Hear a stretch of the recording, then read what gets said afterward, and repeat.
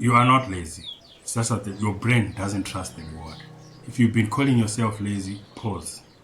Because laziness is a character story. And most of the time, what's actually happening is mechanical. You sit down to write a thing like study, train, create, and your brain pulls you towards something smaller, something instant, something guaranteed, like a snack, a scroll, a random show, anything with a quick done feeling. But here's a promise.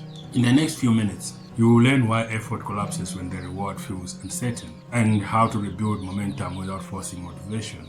Because the problem isn't that you don't want it, it's just that your system doesn't trust it to pay off. Your brain is constantly running a simple equation. Effort plus uncertainty is equal to threat. So not a dramatic threat, more like friction, doubt, and this might be pointless.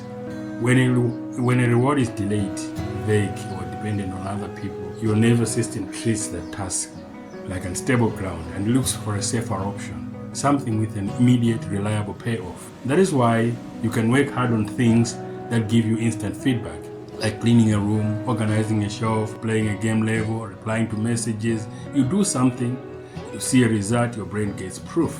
But with long-term goals, the vending machine doesn't drop the snack right away. You put in effort and nothing happens. No visible progress, no guarantees. So your system says, why are you spending energy on a maybe? Everyday example.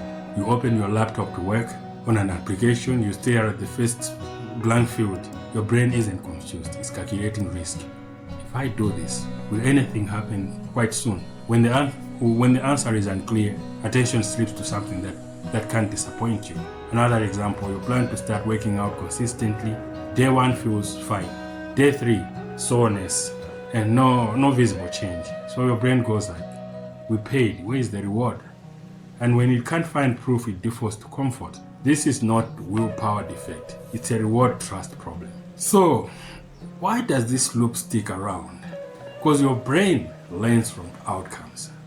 If you've tried before, really tried and didn't get the result, your system stores that as evidence. Not I failed, this isn't reliable, not I'm lazy, I can't trust the reward. And when the reward feels unreliable, your identity steps in to protect you.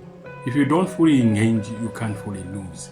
If you never really tried, you don't have to face the clean data of effort not working. There is also a hidden payoff, micro relief.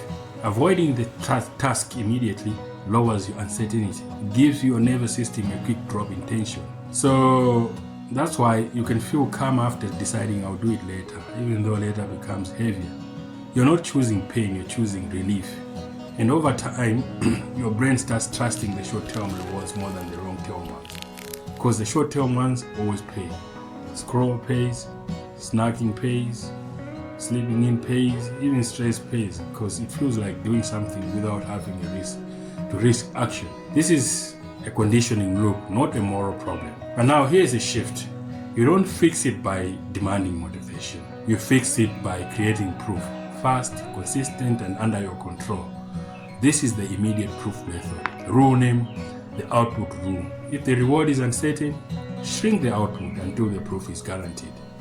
Your goal is to make the task pay you back today, not someday. Step 1. Define the smallest paid action. Not write the essay, but paid action. Open the doc and write 3 bad sentences. Not get in shape, but paid action. Put on shoes and walk just a few minutes or several minutes.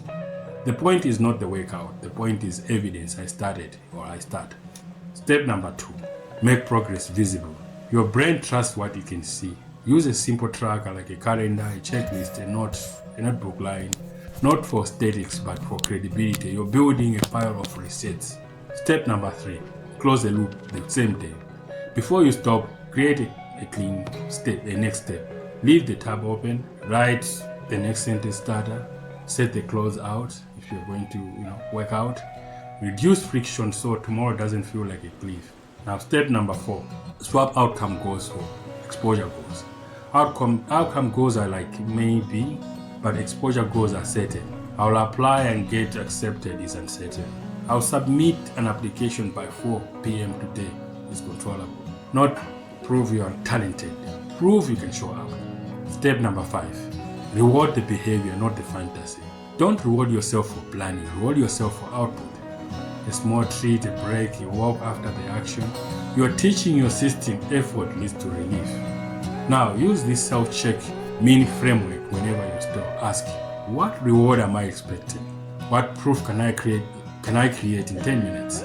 What's the smallest output that's guaranteed? What friction can I remove for tomorrow? If you answer those 4 questions, you usually don't need any motivation. You need smaller, more reliable contract with yourself. You are not broken. You are trained. When the reward feels uncertain, your brain chooses what it can trust. So give it something trustworthy. A small output, visible proof, closed loops. Self-respect isn't a feeling. You build it by keeping tiny promises. Follow me, the Mind Architect, for more insights like this.